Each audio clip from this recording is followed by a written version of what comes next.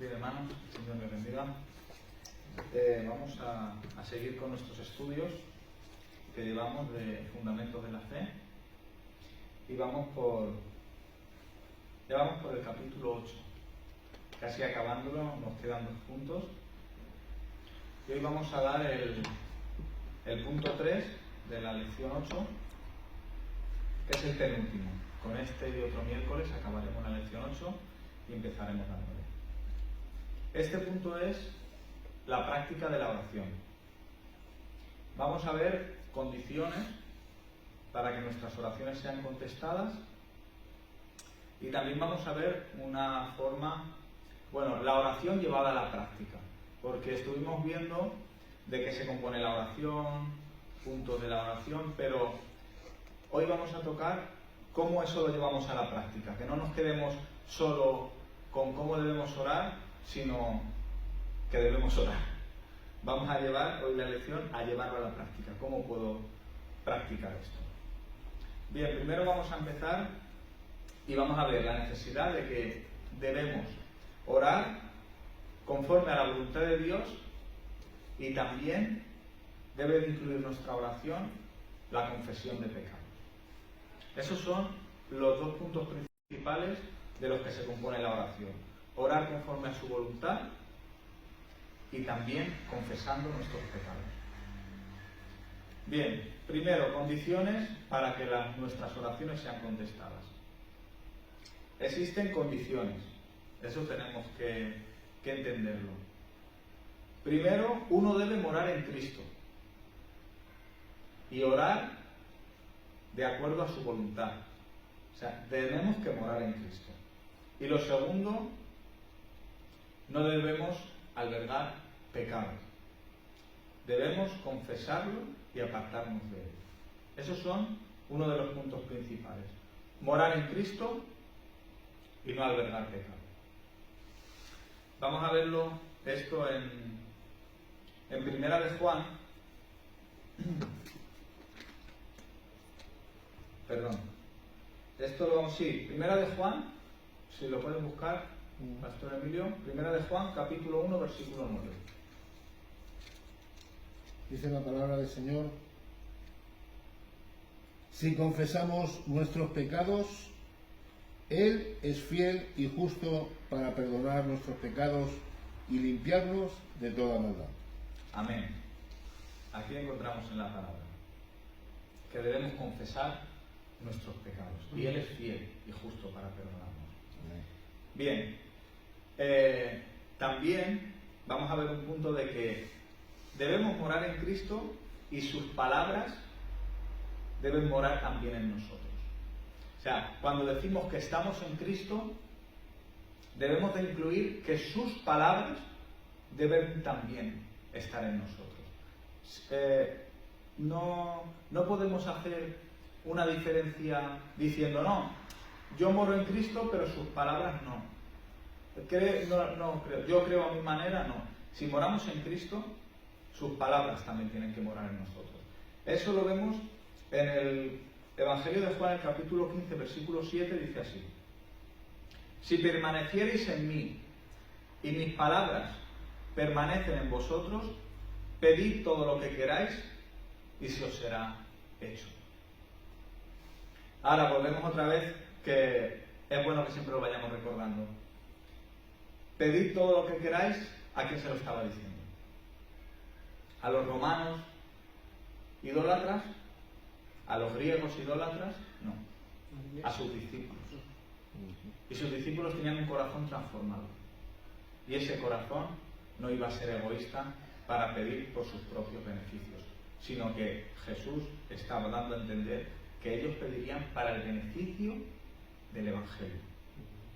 Por eso, todo lo que pidáis en mi nombre y se os dará. Pero tenéis que permanecer en mí y mis palabras en vosotros. Entendemos que permanecer en Cristo y sus palabras en nosotros no va a crear en nosotros un deseo pecaminoso de pedir a Dios cosas que no benefician en nada a su obra. Eso lo tenemos que tener más que claro. Los que moran en Cristo son los que confiesan a Cristo como su Señor. Primera de Juan, capítulo 4, versículo 15. Adolfo, por favor. Primera de Juan. Capítulo 4, versículo 15.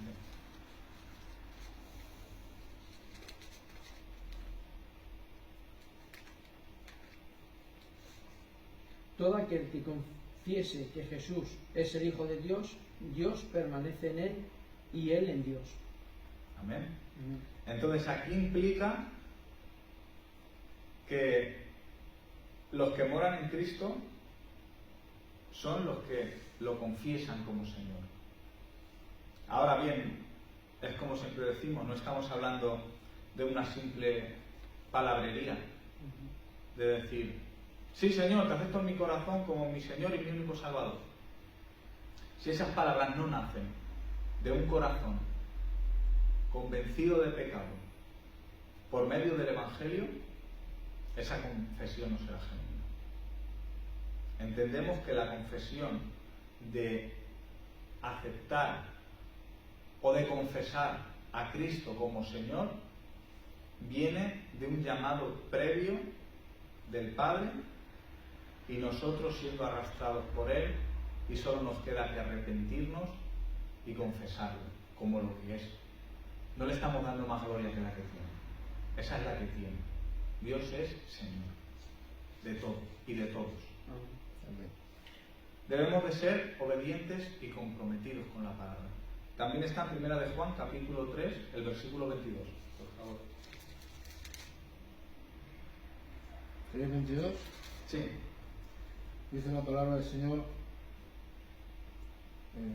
y cualquier cosa que pidiéremos la recibiremos de Él, porque guardamos sus mandamientos y hacemos las cosas que son agradables delante de Él. Amén. Entonces debemos ser obedientes y comprometidos con su palabra.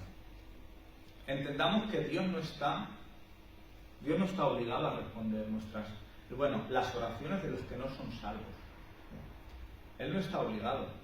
Porque hay veces que decimos, no, pero es que tal persona ha orado con fe, ha puesto fe, pero esa persona está convertida al Señor. Esa persona practica el Evangelio. Esa persona se congrega en una iglesia donde dan testimonio de su conversión. Esa persona vive en integridad con Dios. O esa persona es una persona que vive en el mundo y en un momento de su vida de desgracia ha clamado a Dios por algo que necesita en ese momento. Dios no está obligado a responder. Es que a veces hemos predicado mal. A veces hemos dicho, no, si oras con suficiente fe ocurre. No, pero no hemos examinado la vida de esa persona. Ya la hemos declarado como un hijo o hija de Dios y a lo mejor no lo es. Y le hemos aplicado unas ventajas que Dios no nos ha dicho que tiene. Dios hace sus promesas, en este caso, en el punto de la oración, a sus hijos. Amén. Porque si se la hiciese a todo el mundo que está inclinado al mundo su corazón, sus oraciones no van a estar dirigidas a Dios. Sus oraciones estarán dirigidas a su propio beneficio. Y eso no es consistente con lo que Dios nos No ha para dado. su gloria, sino como un favor. Claro, por ejemplo. claro, sí. No, yo te reconozco como esto, pero porque me voy a beneficiar. Ahora, yo no te voy a seguir. Yo no voy a coger mi cruz cada día y voy a seguir a Cristo. Yo no voy a... No, porque yo estoy en el mundo y quiero vivir a mi manera. Ahora, este beneficio tuyo que puedo obtener, pues sí que lo quiero. Entonces, pues voy a orar. Pero no voy a orar para darte la gloria, para ser agradecido por lo que ya tengo. No. Ni para confesar mis pecados. Voy a orar pues para sanidad o para una cosa que necesito, para una urgencia. Entonces, por eso hemos enfocado mal el tema de la oración. Entonces, cuando uno, por ejemplo, no es creyente y su hijo está enfermo en un hospital, puede pedir a Dios, por favor, sánámelo, que no se me vaya, por favor, Dios mío. Pero claro, no está en el trono de gracia. Dios sí que escuchará la oración porque Dios lo sabe todo. Pero realmente no está en la gracia y la misericordia de tener que... Claro, es que eso es lo que tenemos que aplicar como iglesia. Nosotros no podemos dar a la gente del mundo una cobertura que no tiene sin tener el Evangelio. Entonces, no se trata de que hay algún enfermo en alguien inconverso y pide oración. ¿Vamos a dejar de orar por esa persona o por esa sanidad? No, nuestro deseo es que sane porque queremos el bien de los demás. Ahora, nuestra verdadera inclinación debería estar en que conozca el Evangelio, en que conozca de Cristo, y luego hablarle de los beneficios y de las responsabilidades que tiene ser cristiano. Pero no podemos aplicarle los beneficios de ser cristiano sin serlo.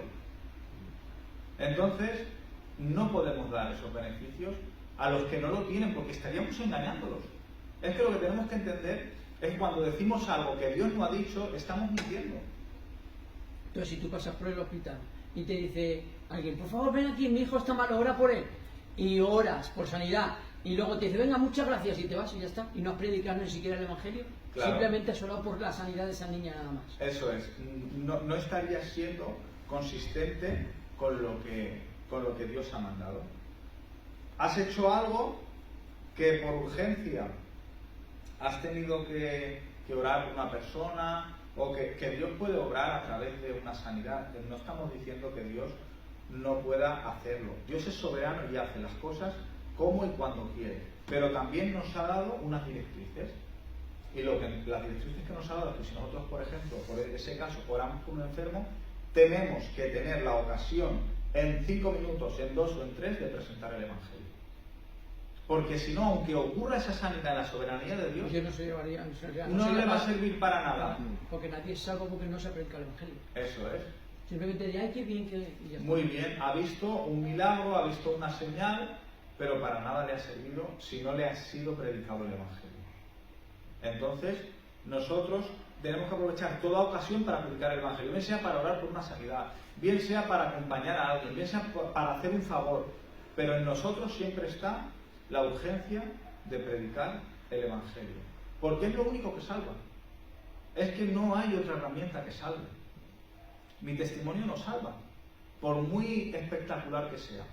Mi testimonio puede acercarte o darte curiosidad por acercarte a Dios. Ni un milagro tampoco. Pero ni un milagro tampoco. Porque hoy en día con los medios de comunicación, con todo eso, le pueden dar explicación a cualquier cosa.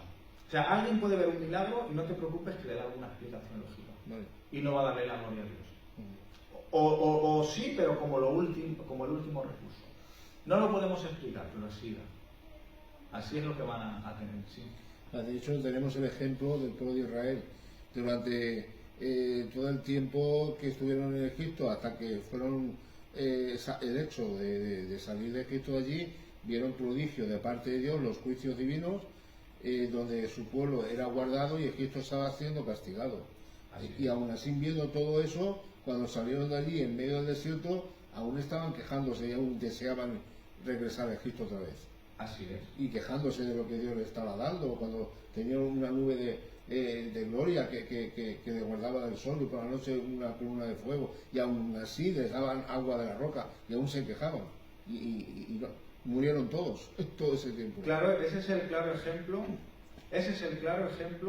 de que las señales y los prodigios, claro, pueden maravillarnos, sí, pueden acercarnos, pero no nos llevan. Lo único que nos lleva a Dios es el Evangelio. Entonces, podemos hacer cualquier estrategia, cualquier esto. Si el Evangelio no es predicado, no hay salvación. Eso es lo que tenemos que entender. Mayor ejemplo del que ha puesto Pastor Emilio. Ese es el mayor ejemplo. El pueblo de Israel, más señales y prodigios. Queremos carne, estamos hartos. Queremos carne, ya no queremos más maná, porque estamos saciados del maná, ya está. Y se vais a tener carne hasta que os salgan por las narices, literalmente, dice la Escritura. Y de repente codornices les llovieron, y les caían al suelo, comer, hincharos, hacer lo que... O sea, más señales imposible. ¿Queremos agua? Golpea la roca, un manantial de agua fresca, bebed lo que queráis. Vieron partirse el mar en dos y salir de Egipto. Un pueblo que no tenía nada más que esclavitud, pobreza, trabajo duro, el que no podía ni sobrellevar, contra otros que estaban con carros de batalla, armados, y en esa época la mayor tecnología que podían tener en armas, en flechas, en arcos, en carros, y los vencieron. Los vencieron con la mano de Dios. Y cuando se vieron libres, miraron para atrás y dijeron, mejor estábamos comiendo pepinos y comiendo eso, que aquí que nos vas a dejar muriendo en el desierto. Esa era su... porque no conocieron el verdadero evangelio. No tuvieron ese encuentro con Dios como lo tuvo Moisés. Él sí que tenía las cosas claras. Él sabía a quién servía.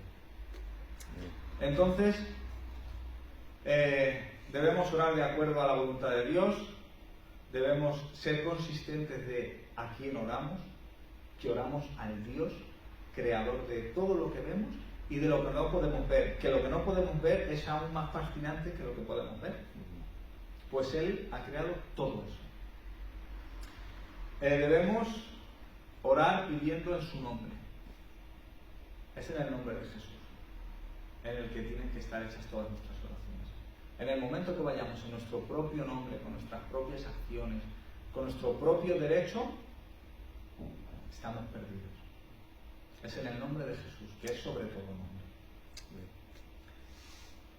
Orando también por lo que le trae gloria a Dios.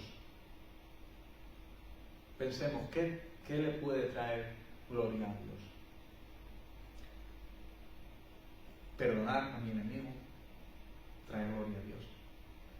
Y también puedo orar, Señor, concédeme que lo perdone. Es que no me nace, lo odio. Es que lo odio a mi enemigo. Señor, transforma mi corazón en ese área. Quita esa raíz de amargura que hay, porque no me nace amarlo, Señor. Pero yo sé que si lo perdono, tú te vas a llevar la gloria, porque yo no lo perdonaría. El perdón es... El perdón, sí que clamamos pronto el perdón de Dios hacia nosotros, pero el perdón de nosotros hacia otros es más difícil, ¿eh? Pues oremos por eso, que trae gloria a Dios. Amén. Oremos porque corazones como piedras se arrepientan a través de la predicación del Evangelio. Oremos porque en la iglesia se predique sana doctrina. Eso trae gloria a Dios. ¿Qué ejemplos traerían gloria a Dios? ¿Qué traerían gloria a Dios? ¿Por qué oraríamos que trajese gloria a Dios?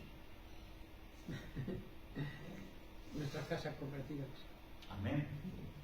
Ese es un argumento de oración que traería la gloria de Dios. Porque por nuestros propios medios, yo ya lo he intentado por mis propios medios. No lo he conseguido. No he conseguido que mis hijos tengan el mismo afán por venir a la iglesia como por ir a jugar a fútbol. No lo he conseguido aún. Ni tampoco porque escuchen predicaciones sanas más que jugar a Fortnite. No lo he conseguido por mis propios medios. Entonces lo pongo en oración a Dios y que siempre mi testimonio sea íntegro en mi hogar. Pero rogo al Señor que les conceda el arrepentimiento. Amén. Amén. Entonces debemos orar por lo que le trae gloria a Dios. Y también debemos orar, que esto es muy importante, porque nos alineemos con su voluntad. Eso yo creo que es algo que es lo que más nos puede costar. ¿Por qué? Porque yo puedo orar a Dios y creo que debo orar. Y tengo los argumentos suficientes de los que se componen una oración bíblica, como Dios me la manda, porque no es tan difícil. No es tan difícil. Tenemos los argumentos y ahora vamos a ver más adelante cómo debemos orar. Pero tenemos los argumentos suficientes. Ahora, yo ya he hecho esa oración. Yo ya sé que mi oración ha sido oída. Y yo entiendo que es su soberanía la que va a dar respuesta a eso. Ahora, ¿cómo yo me alineo a esperar eso con fe y en integridad? Porque hay oraciones que hoy se hacen y mañana son contestadas por Dios. Pero ¿y cuándo no? ¿Y cuándo tarda un mes? ¿Y cuándo tarda 5? ¿Y cuándo tarda un año? ¿O 2? ¿O 10? ¿Y cuando es un no? O cuando es un no. Que mi respuesta es un como cuando hablaba antes por walkie-talkie, negativo. ¿Qué ocurre? Pues vamos a orar por que nuestra vida esté alineada con su voluntad. Señor, me someto a tu voluntad, pero te ruego que también alinees mi vida a esa voluntad, porque si te he orado con esto y te lo he rogado tanto, es porque de verdad lo necesito. Pero si no lo tengo, socórreme. Ayúdame porque desmayo. Socórreme porque me muero. Literalmente. Entonces, es un motivo de oración, que estemos alineados con su voluntad. Porque al fin y al cabo es la que se va a ejecutar. Aquí lo que va a cambiar es que nosotros estemos en paz o estemos en guerra en nuestro propio interior. Alinearnos a su voluntad es aceptar la decisión. Amén. Que sea. Así es. Pero esa decisión, el problema es la incertidumbre, es que no la conocemos de inmediato. Claro.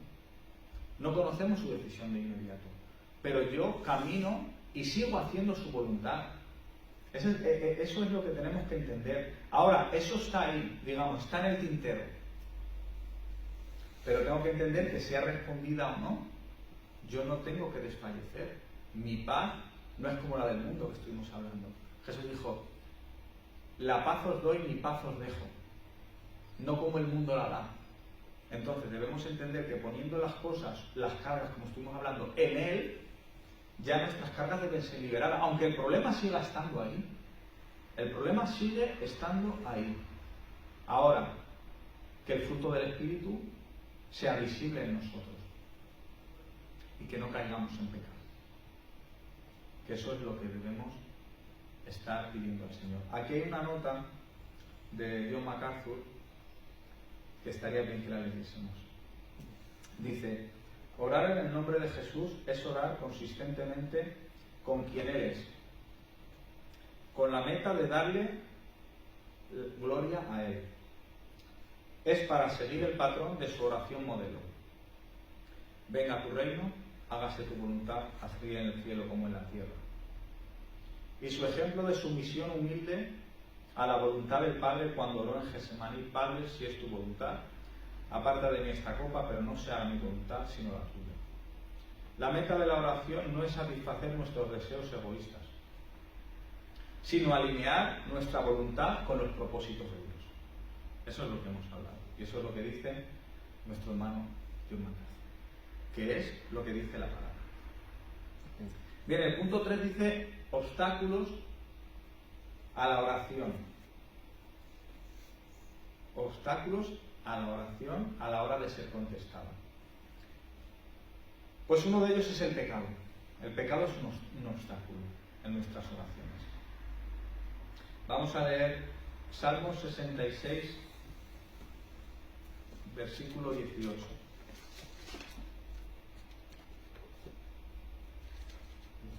Salmo 66, 18. Vale. ¿Lo tienes, Emilio? Léelo, por favor. Dice la palabra del Señor: si en mi corazón hubiese yo mirado a la iniquidad, el Señor no me habría escuchado. Amén. ¿Ves? Ahí nos da un claro ejemplo de que la iniquidad, hablando del pecado, dice el salmista que el Señor no lo habría escuchado. Entonces, otro obstáculo sería también motivos erróneos. Vamos a leer libro de Santiago, capítulo 3, versículo 4. Perdón, capítulo 4, versículo 3. Dice así. Dice: pedís y no recibís, porque pedís mal, para gastar en vuestros deleites. Entonces, ahí vemos que los motivos es un obstáculo, los motivos equivocados. Es lo que estábamos hablando. Al no tener conocimiento de lo que es la oración, ¿qué ocurre? Que los motivos no están alineados con su voluntad. Y aquí dice Santiago: pedís y no recibís porque pedís mal, para gastar en vuestros propios deleites. ¿Ves? Ese sería el tipo de oración de alguien que no es cristiano. ¿Para qué va a pedir? Pues para sus deleites o para su beneficio. Ya sea vanagloria o sea o cualquier otra cosa, un propio, o somos seducidos por nuestros propios deleites. Así Entonces, es.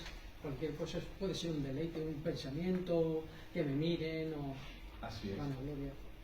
Así es. Bien, pues vamos a ver en este punto de cómo orar. Vamos a ver la forma práctica, que es lo que estábamos diciendo. Entonces lo vamos a ver en el patrón del Padre Nuestro. Las directrices generales de la oración: debemos orar al Padre por medio de Jesucristo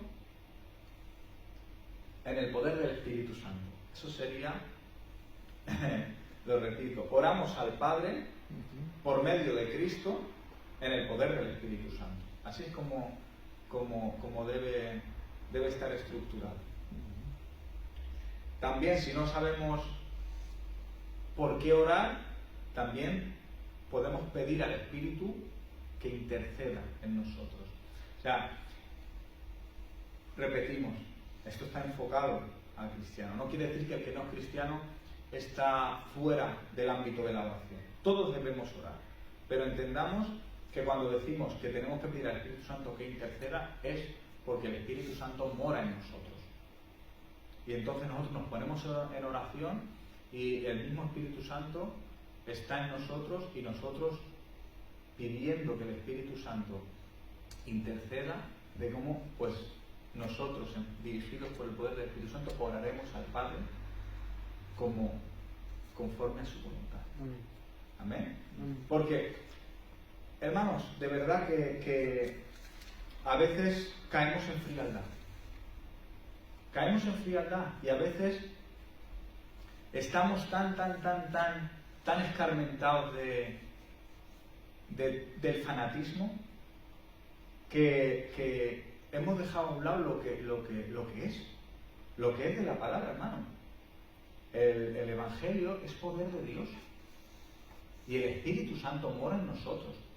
Ya está bien de frialdad, ya está bien de pensar de una manera carnal, que mora en nosotros, que el Espíritu Santo, que es un ser espiritual, que es una de las personas que forman Dios, es uno, pero son tres personas: Padre, Hijo y Espíritu Santo. Pues una de ellas mora en usted y en mí, si somos cristianos, si somos hijos de Dios. Entonces debemos ser sensibles al Espíritu, debemos sentir, debemos gozarnos cuando nos ponemos en oración.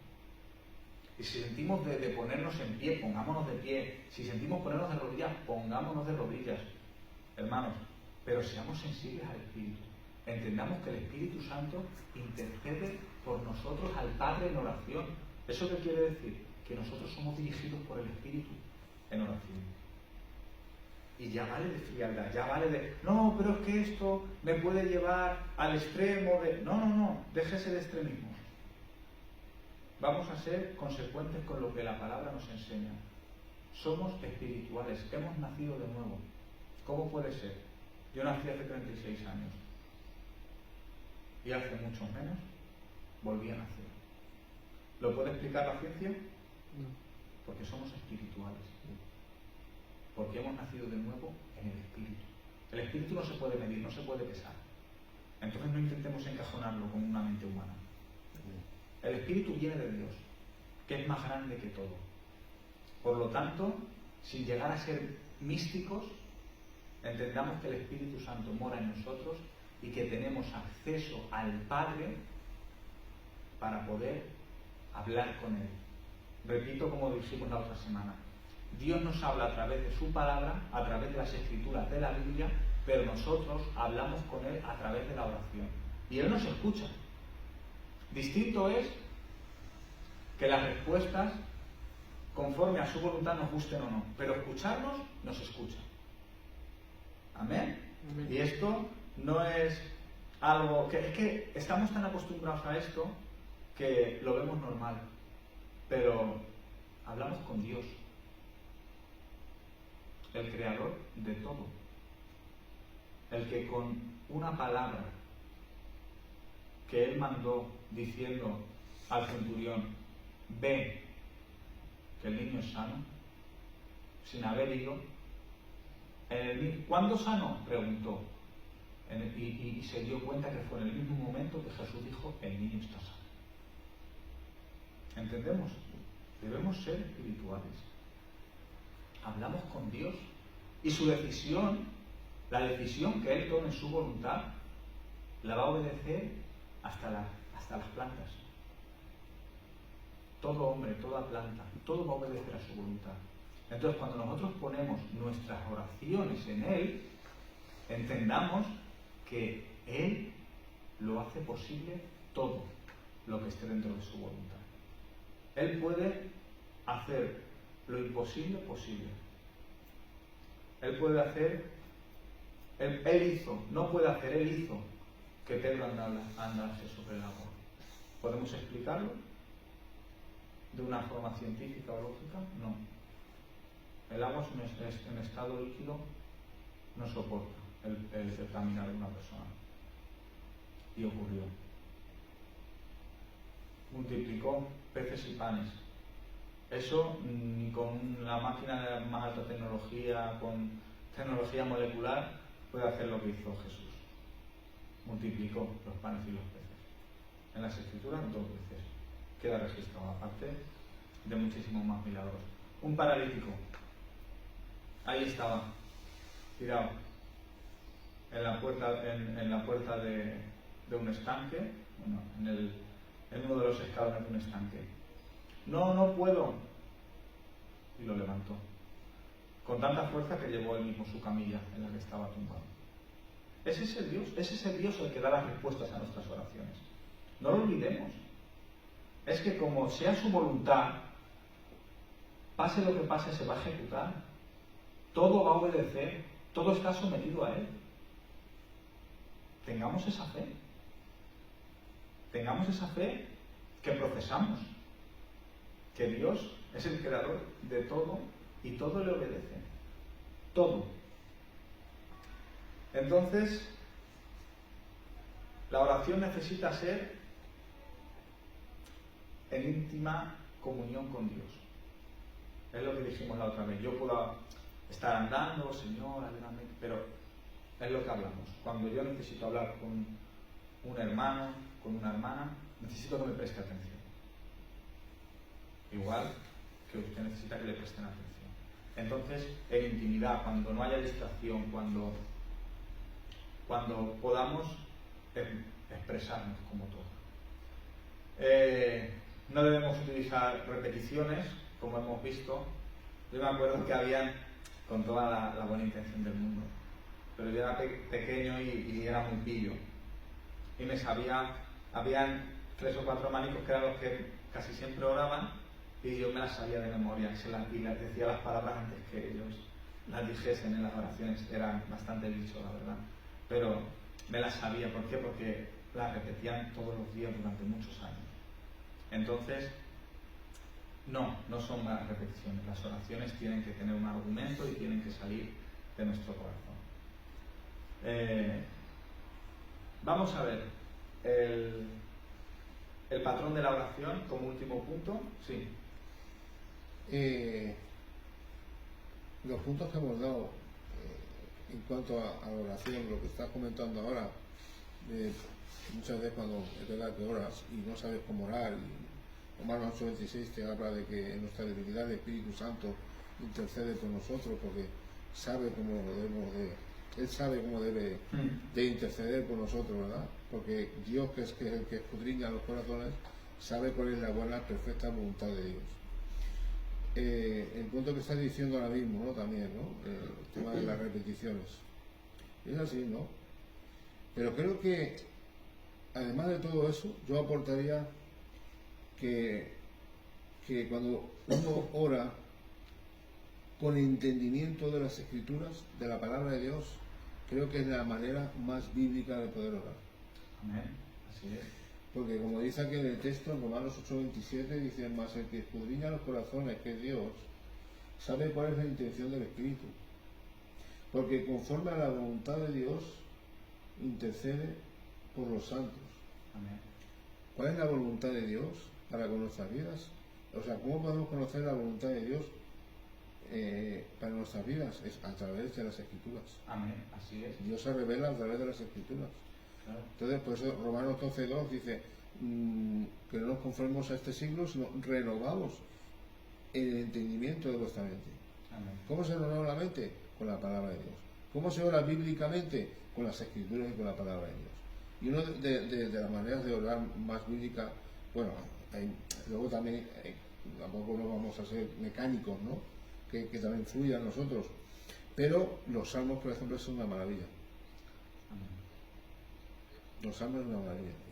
Si me meteré eso, ¿no? Sí, sí, es un muy buen apunte porque todas las falsas doctrinas que existen vienen de revelaciones extrabíblicas, si se da cuenta.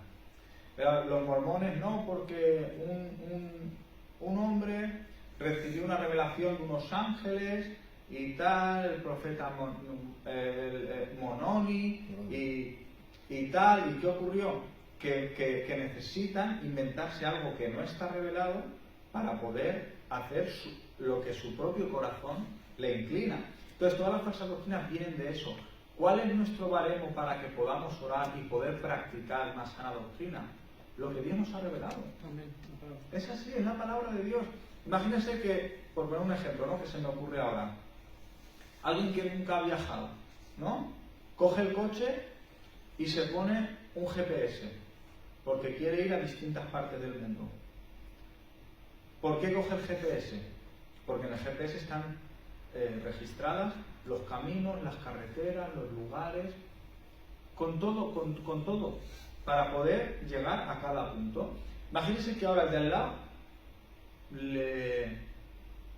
le acusa de que no es para nada creativo, que no se deja guiar por su instinto, que debería tener un espíritu más aventurero.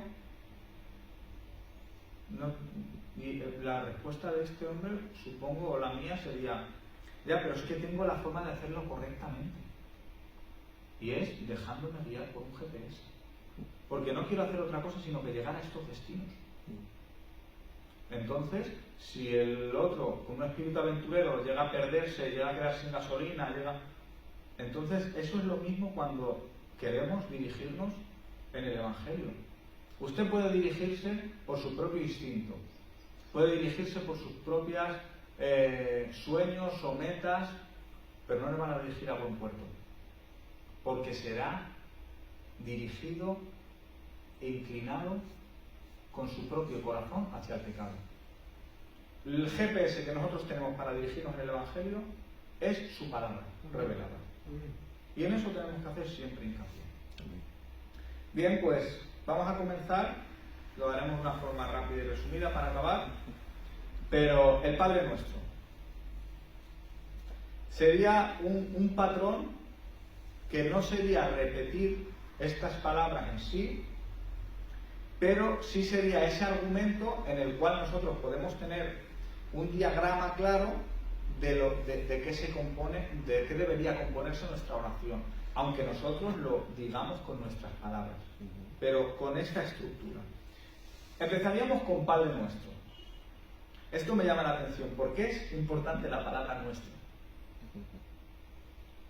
Dios es Padre de todo cristiano, y lo mejor que usted puede hacer es Padre Nuestro.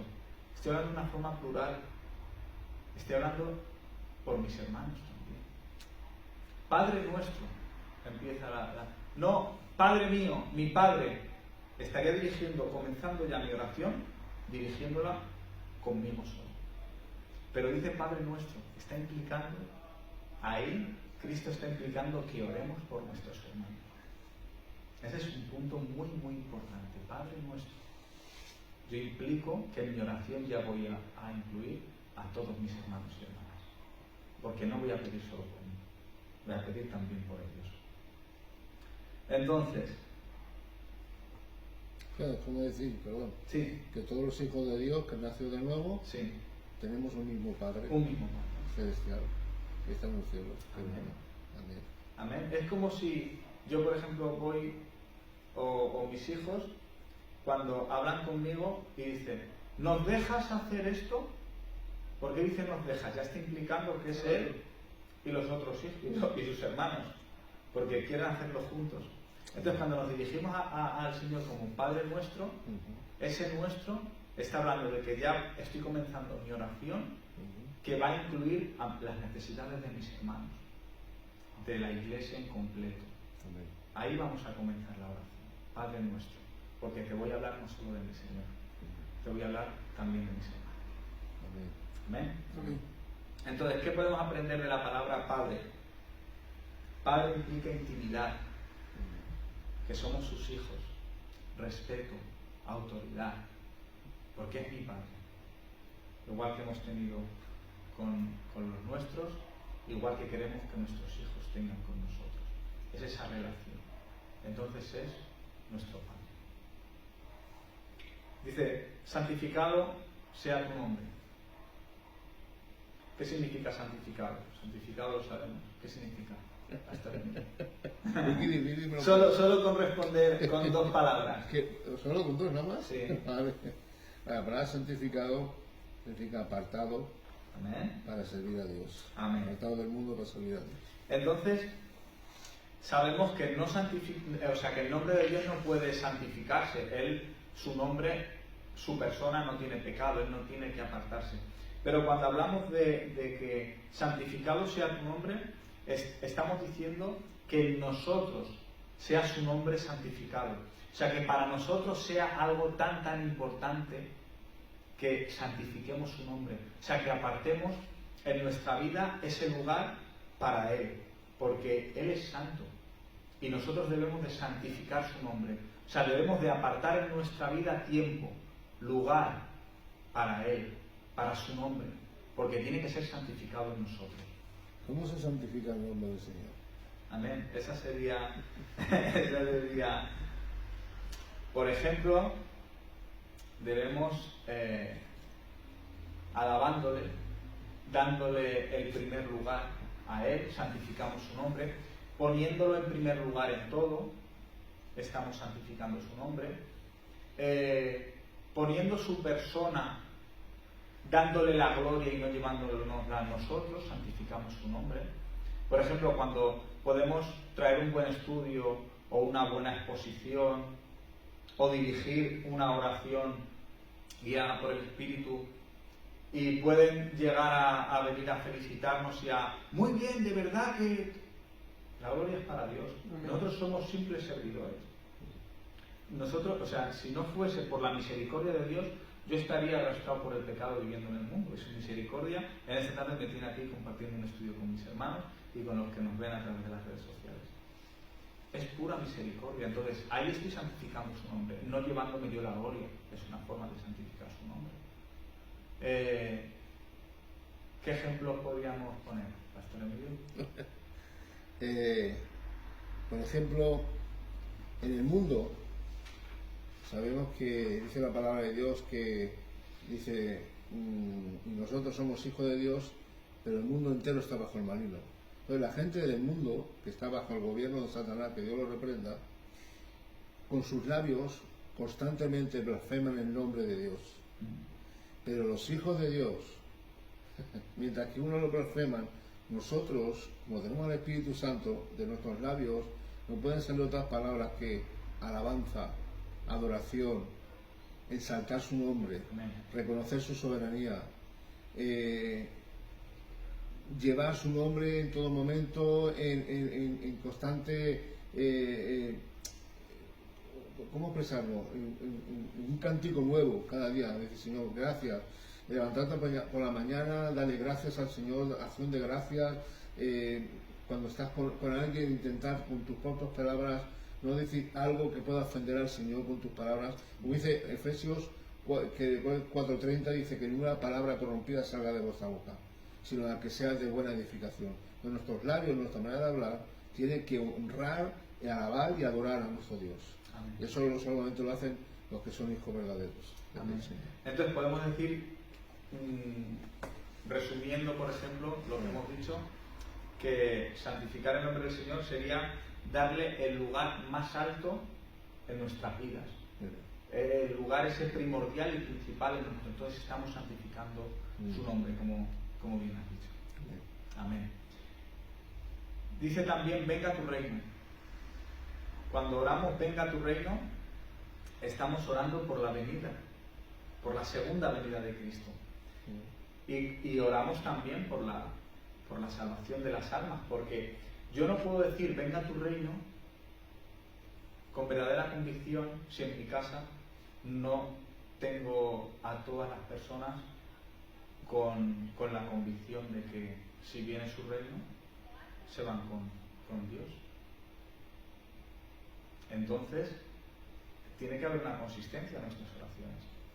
Si yo digo, Señor, venga tu reino, pero tengo un hermano que es inconverso y no conoce a Dios, entonces primero tendré que orar por la salvación de él. Entonces, ¿veis cómo pueden ser estorbadas nuestras oraciones cuando no hacemos las cosas conforme a su voluntad? Porque si dentro de mis posibilidades y de mis medios yo a todos los que conozco les he predicado el Evangelio, no me estorbaría tanto decir venga tu reino. Pero hoy mismo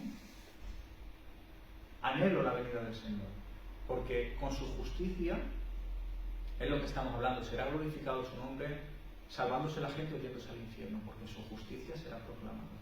Pero me dolería en el corazón si hoy viniese por los que no van a salvarse. Sí.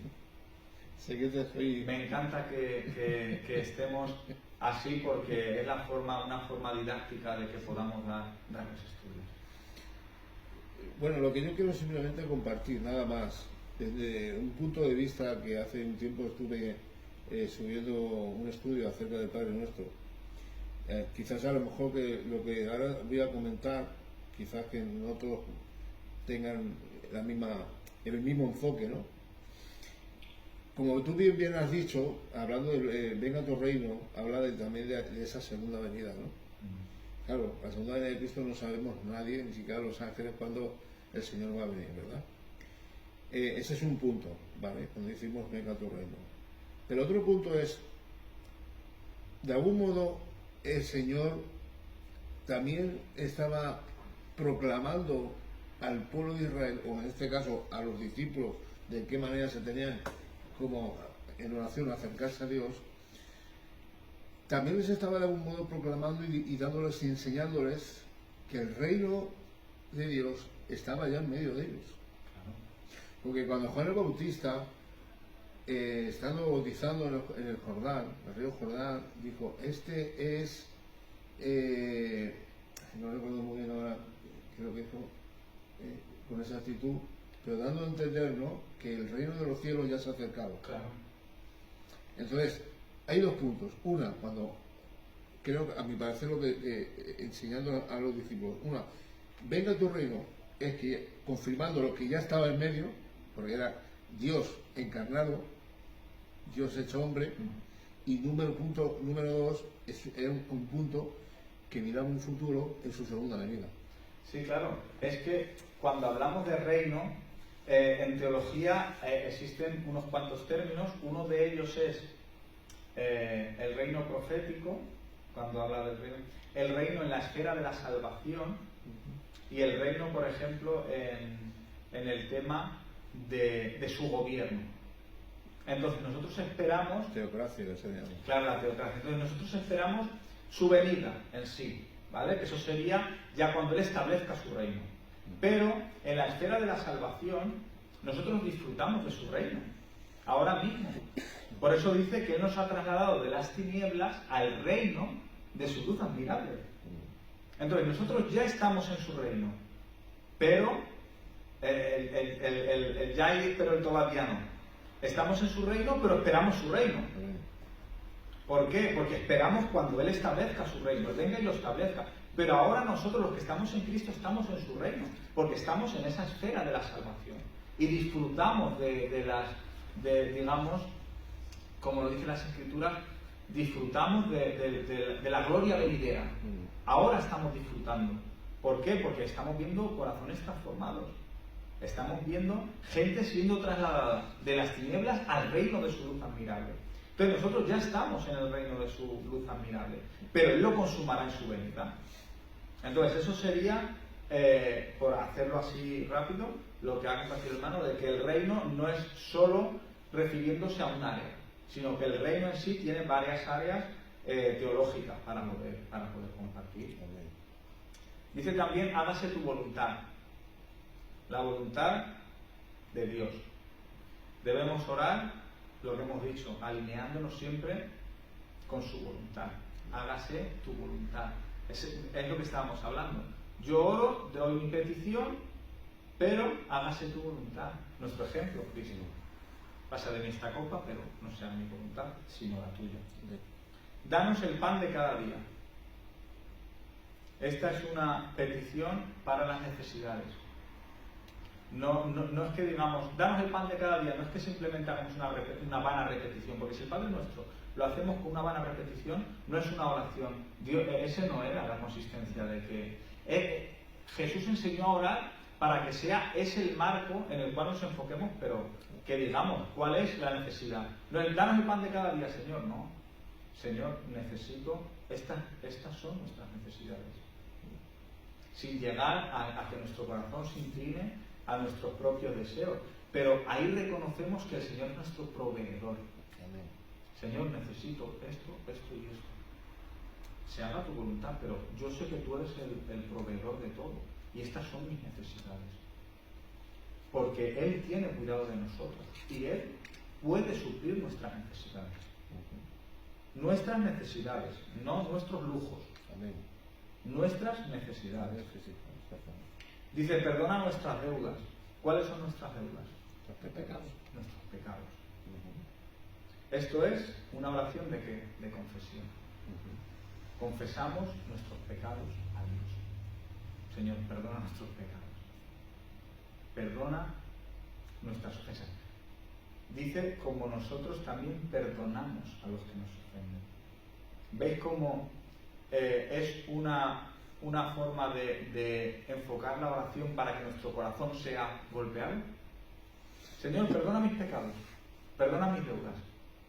Pero podemos decir como yo también perdono a los que me ofenden. Porque tengo que terminar la frase.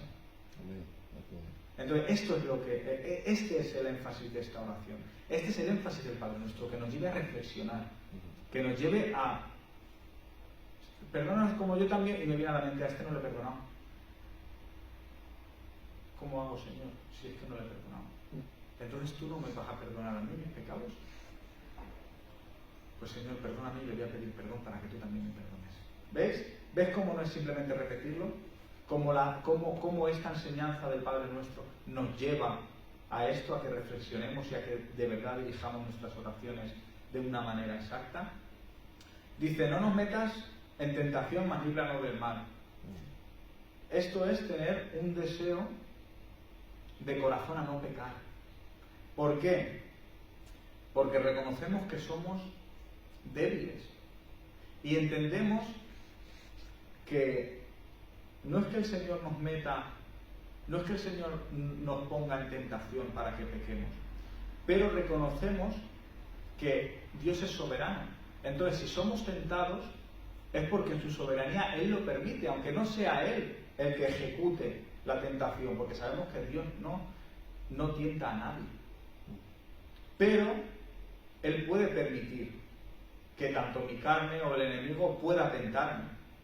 Entonces, como sé que Él tiene esa soberanía y veo mi condición, le ruego al Señor, Señor, no me metas en tentación, porque eres tú el que tiene dominio de todo eso.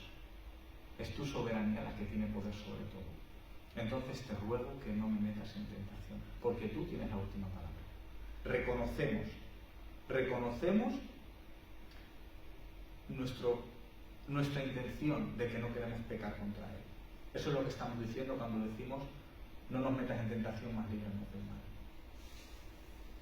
Sí. Estuve indagando sobre esa parte en la Reina Valera del 60, como no, con la Reina de las Américas, esas versiones, y la palabra, miré en el diccionario del griego y el Vine, Sí, Vine. sí, no se pronuncia, mi inglés es muy malo. Y la palabra tentación, que aparece en el Reina Valera, como en las Américas, la palabra en sí es prueba. Porque como dice la Escritura, que dice que Dios no puede tentar a nadie, ni puede ser tentado, o sea, ni tienta ni puede ser tentado por nadie. Entonces, lo que habla es más bien de una prueba. Entonces, hay un texto que a mí, por ejemplo, me encanta, que es, bueno, sé que es una traducción muy dinámica en el sentido que es para personas recién convertidas. Sí, parafraseando, ¿no? Sí, y que no, de algún modo, no es del texto Receptus, pero es de la crítica textual, y dice, cuando vengan las pruebas, no permitas que ellas nos aparten de ti. Así que podemos definir de algún modo que la prueba en ese aspecto, en ese texto, tiene que ver con la persona que la prueba que Dios te está poniendo de algún modo no te lleve o no te incite a alejarte de Dios de tal manera que digas, me voy al mundo. No. Eso es lo que... Sí, es muy bueno porque, como hemos dicho, ¿no? Dios no tienta a nadie, dice las Escrituras en Santiago, y dice que Dios no puede ser tentado. Pero tenemos que entender eso, que Dios nos prueba en las Escrituras, en unos textos, nos prueba como el oro, en otros textos dice que como ese alfarero con el barro, que nos quita toda impureza, pero claro, si el barro pudiese hablar diría, me estás haciendo daño, o no puedo aguantar este trato que tienes conmigo, ¿no? Digámoslo así. Pero entendemos que todo trato que tiene Dios, toda prueba, siempre es para glorificar su nombre y para que nosotros entendamos cuál es nuestra dependencia de Él. Claro, porque has dicho, aunque no digas tentación y digas prueba, dice, como que no me dejes de que la prueba me haga caer. Claro. Y no me haga perder. Pero ahí estás hablando de la soberanía de Dios, como que Dios no te deja. Claro. Es que aunque Dios no, por ejemplo, Dios no nos tiente, digamos que somos tentados por nuestra propia carne, que seamos tentados por los deseos de los ojos, como dice las Escrituras, por cualquier cosa. Pero es que Dios hasta en eso tiene la soberanía. Dios tiene la última palabra en eso. Por eso yo también puedo elegir de que no es que Él me meta en la tentación, sino que Él tiene la última palabra. Él puede dar permiso o no para que yo sea tentado. Entonces le ruego que me quite de eso y que me libre del mal. Porque Él puede hacerlo, tiene poder sobre todo. Y tu oración sería, por favor, Padre, no me dejes caer. Claro. Le das soberanía diciendo, estoy en tus manos, no me dejes. Eso es, esa es la intención. Claro. No se trata de, no me metas en tentación, más líbrame del mal. No. Señor, no me metas en tentación porque voy a caer. Es que soy débil. Dependo de ti. Líbrame del mal. Es tu soberanía y sé que tú lo puedes hacer. Por eso dirijo mis oraciones. Pero que no dependa de mí. Porque pecaré. Porque esa es mi condición. Si me alejo de Él, esa es mi condición. Entonces, si vivimos en Él y en su voluntad, no hay mejor forma de vivir el Evangelio que esa. En el momento que yo me aparte y quiera ser autónomo, no pasa nada. Viviré en mi pecado, porque mi pecado me arrastrará. Pero si yo vivo en dependencia del Espíritu, en dependencia, en oración, de lo que es Dios, entendiendo lo que es Dios, porque, claro, si no entendemos quién es Dios, no sabemos a quién estamos orando. Pero si entendemos quién es cuando decimos, no, es que tú me has dicho que yo dirija mis oraciones a ti, y tú me has dicho que tú me vas a contestar, y encima tú has dicho que has mandado al Espíritu para que yo ore conforme a tu voluntad, y el Espíritu Santo encima me enseña a orar. Imagínate que fuerte, tú eres tentado, y tú caes, Dios no está involucrado en que tú hayas caído, pero para no caer dice, Dios mío, no dejes que caiga. Claro. Dios mío, ayúdame porque soy tentado, ayúdame a no caer, como diciendo, pero si depende de mí, porque te pido ayuda a ti. Eso es. Si depende de mí, o sea, yo caigo por mi propia concupiscencia, pero para no caer dice, no me dejes caer. Es que lo estás pillando, ¿has visto? Sí. Dice, ayúdame y no me dejes caer. Claro, ahí Pero llega- si depende de mí por mi propia concupiscencia, si caigo no es por su culpa, es por la mía, pero para no caer le digo, Padre, ayúdame a no caer. porque es nuestra dependencia de Él. ¿Has visto? Es increíble. Claro, nosotros dependemos de Es Él. increíble. Y ahí, eso es lo que nos enseña. Esta es la estructura de la oración. Por eso decimos que somos nosotros los que le añadimos el argumento a esta estructura. Porque si no se convertiría en una vana repetición, como lo hacen los católicos. Hace una repetición de carrera y ya está. El último punto de la oración del Padre Nuestro dice, porque tuyo es el reino, y el poder, y la gloria para siempre.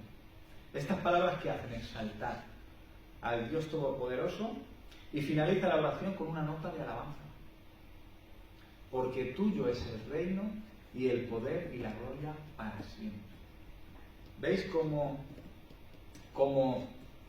este esquema nos lleva a que después de todo el recorrido de Padre Nuestro y de todas las fases que tiene de oración, cerramos alabando y exaltando y reconociendo que nuestra oración, ¿en quién está? En el que tiene el reino, el poder y de esto la gloria para siempre. Entonces ahí cerramos nuestra oración con una nota de alabanza. Eso sería el Padre Nuestro, viéndolo con un enfoque como lo vieron los discípulos.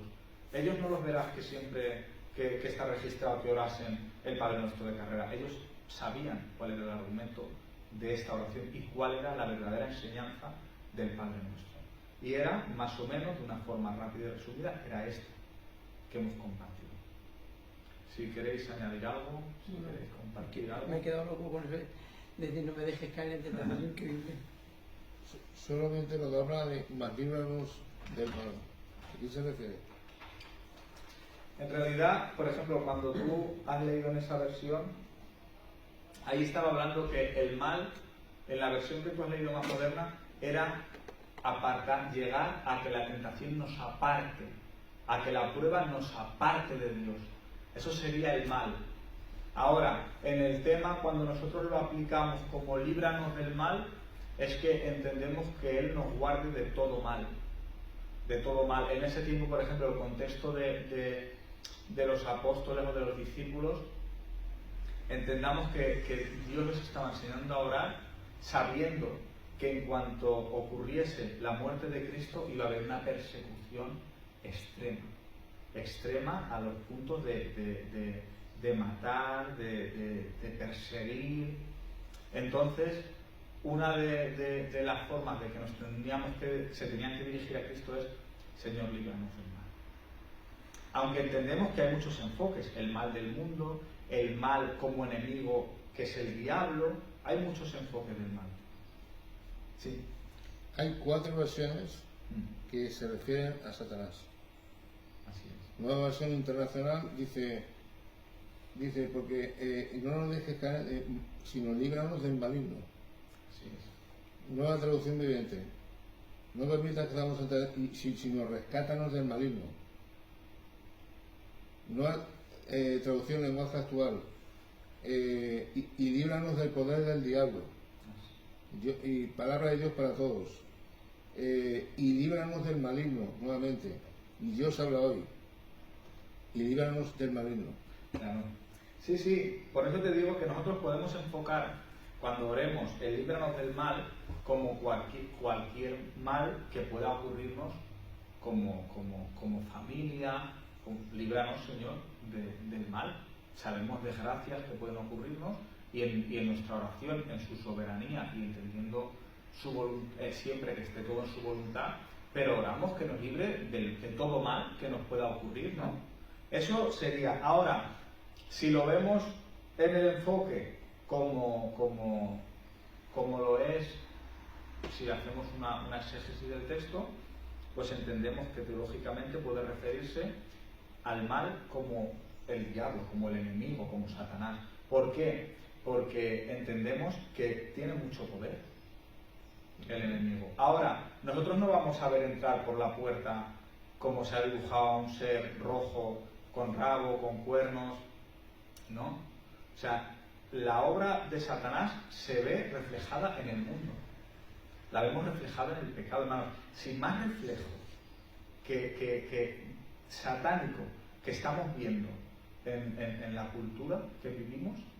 El pecado se está normalizando, lo están metiendo en las escuelas, la moral está quedando destruida, la estructura familiar está quedando... Eso es una obra del maligno.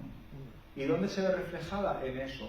No lo vamos a ver de una forma a brujos, a esto. Satanás es más inteligente que lo que nosotros podemos pensar. Entonces se va a disfrazar de una manera que lo vea como libertad, que lo veas como sé tú mismo, desarróllate interiormente, pero lo que estás haciendo es dirigirte conforme a la voluntad de este mundo que está bajo el maligno. Entonces, líbranos del mal, líbranos de este ser que es contrario a ti. Amén. Amén. De hecho, hay un texto que dice, en 2 Corintios capítulo 11, verso 14, que dice: y no es de extrañar, pues aun Satanás se disfraza como ángel de luz. Amén. Así es. Estás hablando del pecado, ¿no? Eso manifiesta. es. Se va a disfrazar de tal manera que lo veamos como normal, pero no lo es. Es contrario a todo lo que es Cristo y su Evangelio. Por eso oramos de esta manera como Dios nos enseña a través de las Escrituras. Amén. Vamos a orar. Señor, muchas gracias porque hemos podido compartir, los hermanos hemos podido compartir este estudio, Señor. Te rogamos que cada palabra que se haya dicho, que tú, Señor, nos la grabes en nuestra mente, en nuestro corazón, para que podamos llevarla a la práctica, Dios mío. Nos sometemos a tu voluntad, Dios mío, rogamos que siempre se haga. Ayúdanos a tener esta estructura de oración, Señor, como forma bíblica de poder hablar contigo, Señor. Y te rogamos, Padre, que tú nos lleves en bien a nuestras casas y que dirijas nuestras familias y tu iglesia, Dios mío, en la cual aquí estamos, Señor. Te ruego que tú nos ayudes a predicar fielmente tu Evangelio y que siempre tu voluntad, Dios mío, como sabemos que siempre es efectuada, pero que nosotros nos alineemos a ella. Muchas gracias por todo, en el nombre del Padre, del Hijo y del Espíritu Santo. Amén. Amén.